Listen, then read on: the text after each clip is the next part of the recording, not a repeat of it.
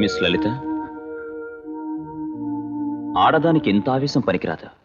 అంటే మీ ఉద్దేశం ఆడదానికి ఆవేశం, ఆనందం ఇలాంటివేవి ఉండకూడదు. తన చుట్టూ ఏం జరుగుతున్నా ఆర్తి స్పందించకూడదు. కుక్కిన పిల్ల పడుండాలి, అంతేగా? నా ఉద్దేశం అది కాదు. పెళ్లి కావాల్సిన దానివి 10 మంది నోళ్లలో పడ్డా ఎందుకని?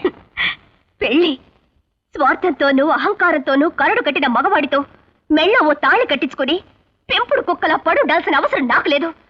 నచ్చితే దగ్గరికి తీసుకొని కోపం వస్తే కాలుతో తన్నే మగ పశువుకి బలి పశువుని నేను కాలేను.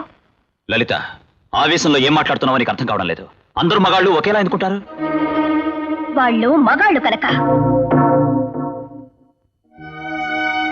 ఓకే, నీ అభిప్రాయం మార్చుకోమని అడగడానికి నేను ఇక్కడికి రాలేదు. I know it's not my job. ఇదిగో, ఇది ఎవరిదో గుర్తుపట్టగలవా? ఇది ఇది మా అక్కదే. ఇలాంటివి నాకొకటి మా అక్కకొకటి మా నాన్న చేయించారు. ఇదిగో రెండోది నా చేతిలో ఉంది. అవును, ఇది మీకెలా వచ్చింది? ఆ వివరాలు తర్వాత చెప్తాను. కాసేపట్లో మిమ్మల్ని జామీన్ మీద విడుదల చేస్తారు. నా మాట మీద ఏమాత్రం గౌరవం ఉన్నా అనవసరమైన ఆలోచనలు ఏమీ పెట్టుకోకుండా ప్రశాంతంగా ఉండండి. ఓకే?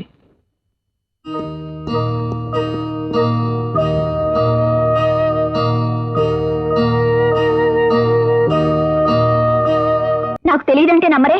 ఇదిగో, మేము ఆడవాళ్ళ పట్ల అమర్యాదగా ప్రవర్తించాం. నిజం చెప్పు. నిజమే సార్, 15 రోజుల నుంచి ఆయన ఊళ్ళో లేరు.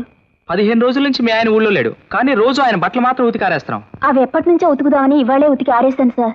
దబాయించుకో. నిన్న నేను ఇక్కడికి వచ్చినప్పుడు వేరే బట్టలే. చూడు, 24 గంటలు టైం ఇస్తున్నాం. మర్యాదగా లొంగిపోమని చెప్పు. అలా లొంగకపోతే అతన్ని ఎలా పట్టుకోవాలో మాకు బాగా తెలుసు. కానీ ఈలోగా నిన్ను, అతనికి సంబంధించిన వాళ్ళందరినీ జైల్లో పెట్టాల్సి వస్తుంది. జాగ్రత్త. రాఘవా, కమా.